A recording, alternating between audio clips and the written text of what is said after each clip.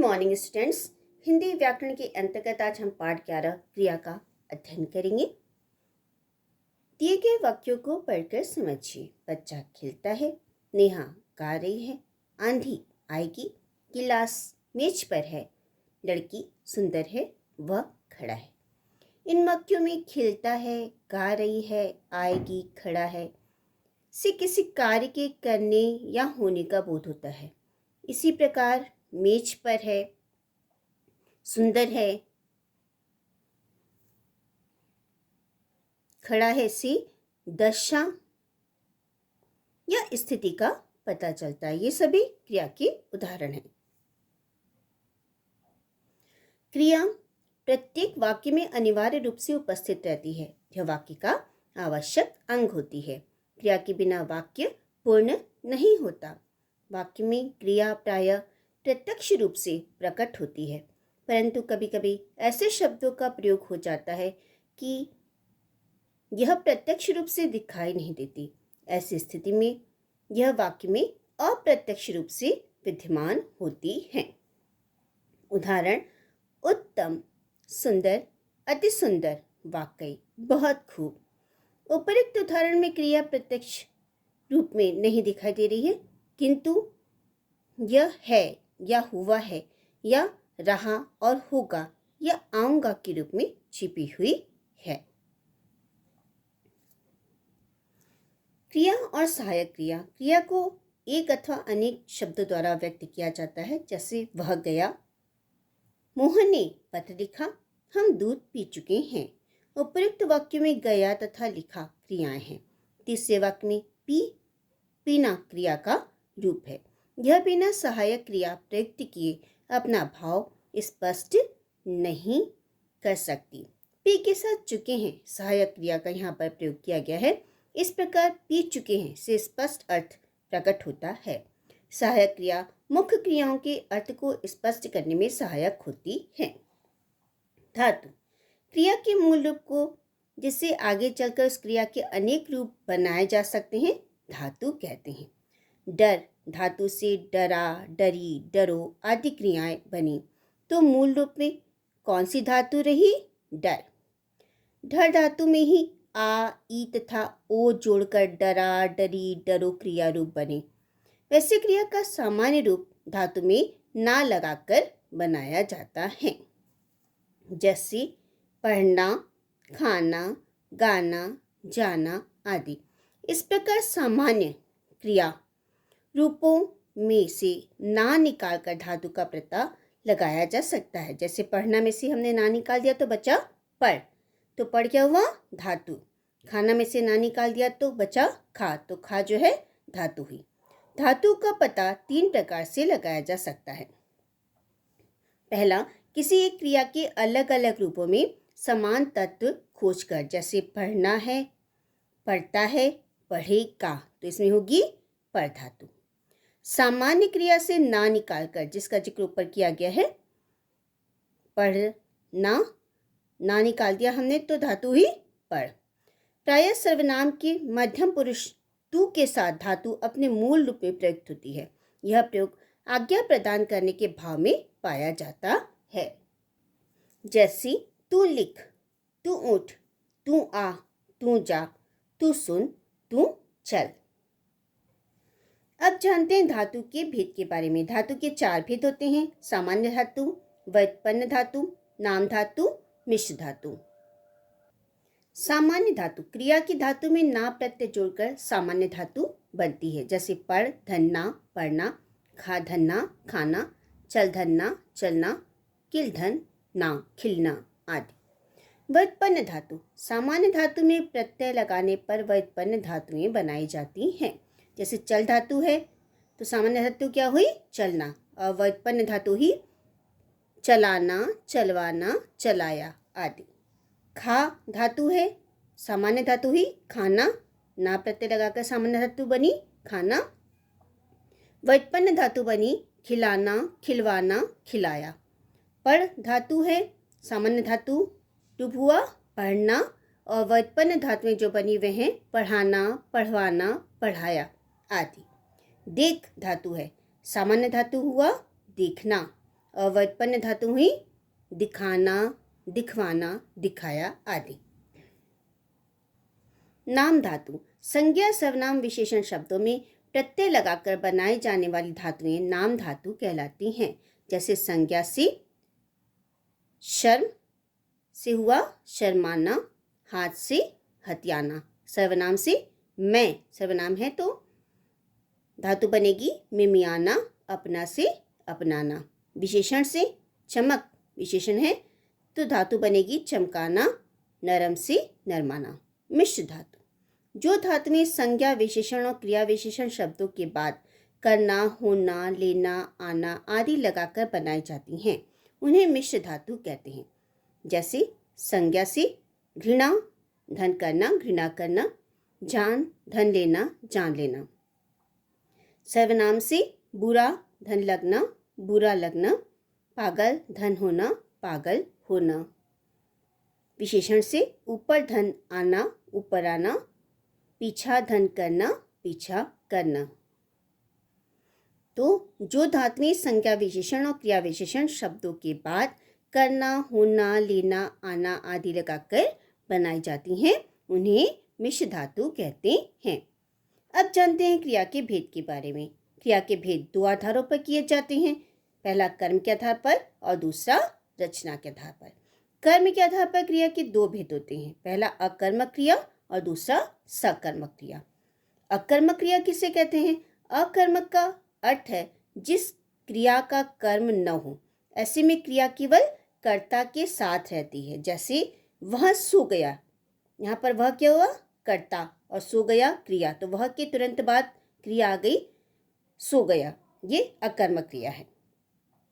चिड़िया उड़ गई, यहाँ पर कर्ता हुई चिड़िया और उड़ गई क्रिया, कर्ता के तुरंत बाद हमें क्रिया मिल गई, तो ये हुई अकर्मक क्रिया। चांद निकल आया है, चांद हुआ कर्ता और निकल आया है क्रिया, यहाँ पर भी कर्ता चांद के बाद तुरंत क्रिया निकल आया है हमें प्राप्त हो गई। उपरोक्त उदाहरणों में न तो कर्म है और न ही कर्म की आवश्यकता है। जिन क्रियाओं में क्रिया के होने का फल कर्ता भोगता है वे क्रियाएं अकर्मक क्रियाएं कहलाती हैं। चलना, सोना, हंसना क्रियाएं अकर्मक क्रियाएं होती हैं। पढ़ना, खाना जैसी क्रियाएं यदि कर्म नहीं भी दिया गया हो तो भी सकर्मक क्रिया हैं, क्योंकि वहां कर्म लुप्त रूप या गुप्त रूप में है। यहाँ कर्म अप्रकाशित रह गया है, जैसे वह खा रहा है। सच तो यही है कि कोई ना कोई चीज है जिसे खाया जा रहा है, वही कर्म है। जो चीज खाई जा रही है वही कर्म है और उसी पर बातें भी चल रही हैं, यानी क्रिया के व्यापार का फल भी ज्यादा वही भोग रहा है। अकर्मक क्रिया तो आपने पढ़ ली। अब जानते हैं सकर्मक क्रिया के बारे में। सकर्मक क्रिया का अर्थ है क्रिया के साथ कर्म की उपस्थिति। यहाँ कर्म चाहे प्रकट हो चाहे छुपा हुआ हो, क्रिया ऐसे में सकर्मक क्रिया ही कहलाएगी। जैसे धोबी कपड़ा धोता है। इस उदाहरण में धोने का फल जो है सीधे किसके ऊपर पड़ रहा है? कपड़े के ऊपर, तो यहाँ पर सकर्मक क्रिया होगी। माँ स्वेटर बुनती है। बुनाई किसकी हो रही है? स्वेटर की। माँ किसको बुन रही है? स्वेटर को, तो यहाँ पर सकर्मक क्रिया होगी क्योंकि हमें कर्म मिल गया स्वेटर। चालक गाड़ी चलाता है। यहाँ पर चलाया किसे जा रहा है? गाड़ी को, तो कर्म यहाँ पर गाड़ी विद्यमान है, इसलिए यह क्रिया सकर्मक क्रिया के अंतर्गत आएगी। अध्यापिका पाठ पढ़ाती है। अध्यापिका क्या पढ़ा रही है? पाठ पढ़ा रही है, तो यहाँ पर पढ़ाने का जो फल है वो सीधे पाठ के ऊपर पड़ रहा है, तो यहाँ पर सकर्मक क्रिया होगी। नानी कथा सुनाती है। यहाँ पर नानी क्या सुना रही है? कथा सुना रही है, तो सुनाने का फल सीधे किसके ऊपर पड़ रहा है? कथा के ऊपर पड़ रहा है, तो ये भी सकर्मक क्रिया के अंतर्गत आएगा। वह गाता है। यहाँ गाना क्रिया भी सकर्मक है। बेशक वह गीत शब्द आपको दिख नहीं रहा, लेकिन सुन आप उसी गीत को नहीं जिसे वह गा रहा है, तो यहाँ पर कर्म क्या है? छिपा हुआ है, तो वह गाता ये किसके अंतर्गत आएगा? सकर्मक क्रिया के अंतर्गत आएगा।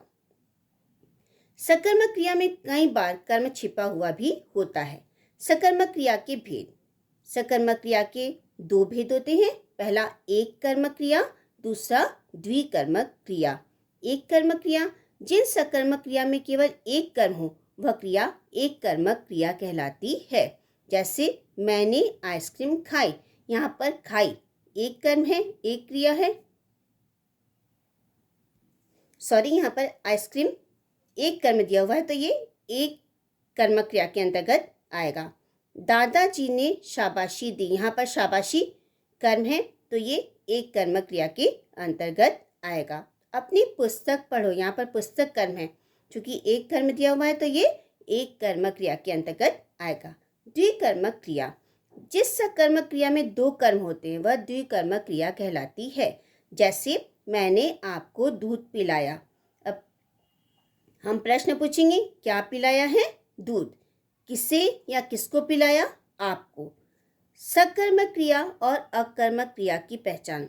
क्या, किसे, किसको प्रश्न पूछने पर यदि उत्तर मिले या मिल सकता हो तो क्रिया सकर्मक होगी, और यदि उत्तर एकदम से न मिले तो क्रिया अकर्मक होगी। रचना के आधार पर क्रिया के भेद। क्रिया शब्द की रचना किस प्रकार हुई है, इसके आधार पर क्रिया के कई और भेद हैं।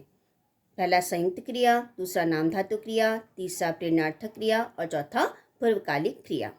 संयुक्त क्रिया, जब दो या दो से अधिक क्रियापद मिलकर एक क्रिया बनाते हैं। ध्यान दीजिएगा, जब दो या दो से अधिक क्रियापद मिलकर एक क्रिया बनाते हैं तो उसे संयुक्त क्रिया कहते हैं। जैसे मैं जा रहा हूँ, यहाँ पर जाना, रहना, ये दोनों एक साथ क्रियाएं हैं तो ये संयुक्त क्रिया के अंतर्गत आएगा। तुम सो जाओ, यहाँ पर भी सोना, सो और जाओ ये दो क्रियाएं हैं और एक साथ आ रही हैं तो ये संयुक्त क्रिया के अंतर्गत आएगा। नाम धातु क्रिया, संज्ञा, सर्वनाम तथा विशेषण शब्दों के अंत में प्रत्यय लगाकर जो क्रियाएं बनती हैं उन्हें नाम धातु क्रिया कहते हैं। जैसे संज्ञा के द्वारा हाथ से हथियाना, शर्म से शर्माना, बात से बतियाना, झूठ से झुठलाना। सर्वनाम द्वारा अपना से अपनाना, मैं से मिमियाना। विशेषण द्वारा गरम से गरमाना, चिकना से चिकनाना, साठ से सठियाना, दोहरा से दोहराना, मोटा से मुटियाना। अनुकरणात्मक शब्दों द्वारा थपाथप से थपथपाना, हिन से हिनहिनाना, बड़बड़ से बड़बड़ाना, गुड़गुड़ से गुड़गुड़ाना, खटखट से खटखटाना, दंदन से दंदनाना। प्रेरणार्थक क्रिया, जब कर्ता स्वयं कार्य न करके किसी अन्य व्यक्ति को कार्य करने के लिए प्रेरित करता है तो उसे प्रेरणार्थक क्रिया कहते हैं। जैसे मैं आपको खाना खिला रहा हूँ, यहाँ मेरी भूमिका खाना खिलाने वाले की है, खाने वाले की नहीं। खिलाना हमेशा ही प्रेरणार्थक क्रिया रहेगी। प्रेरणार्थक क्रिया के दो रूप होते हैं, प्रथम प्रेरणार्थक क्रिया, द्वितीय प्रेरणार्थक क्रिया। प्रथम प्रेरणार्थक क्रिया जिसमें कर्ता स्वयं क्रिया के साथ सीधे जुड़ा होता है।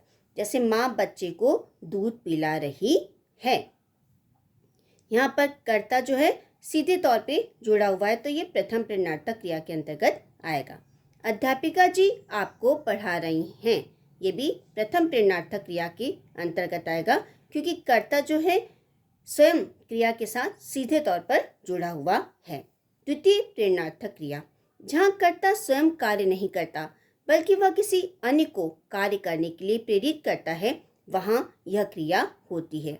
जैसे माँ बाई से बच्चे को दूध पिलवा रही है, यहाँ माँ जो है बच्चे को स्वयं दूध न पिलवाकर बाई से पिलवा रही है तो ये द्वितीय प्रेरणार्थक क्रिया होगी।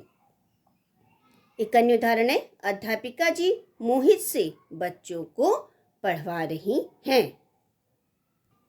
इस उदाहरण में अध्यापिका जी स्वयं बच्चों को न पढ़ाकर मोहित से उन्हें पढ़वा रही हैं तो यहाँ पर द्वितीय प्रेरणार्थक क्रिया होगी। जहाँ पर कर्ता स्वयं कार्य नहीं करता बल्कि वह किसी अन्य को कार्य करने के लिए प्रेरित करता है, वहाँ पर द्वितीय प्रेरणार्थक क्रिया होती है।